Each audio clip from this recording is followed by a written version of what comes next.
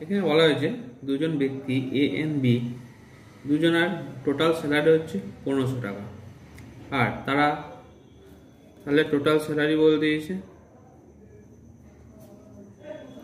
Total salary বলছে 1500 টাকা এ আর B এর একসঙ্গে। এখন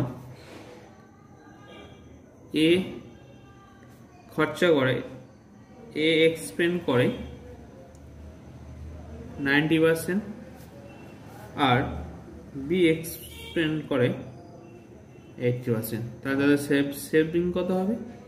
10% আর 20%।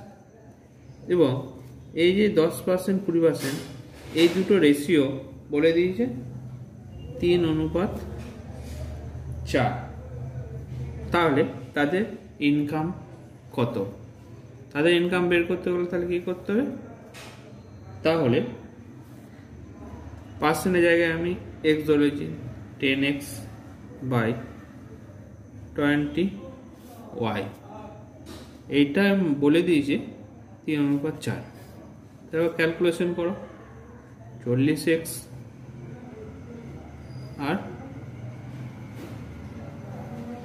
60y। টাকাটা এখান থেকে শুরু করো, 2 দুগুণে 4, 3 দুগুণে 6। তাহলে x বাই ওয়াই সমান হচ্ছে 3/2। তাহলে এ এর ইনকাম কত হচ্ছে?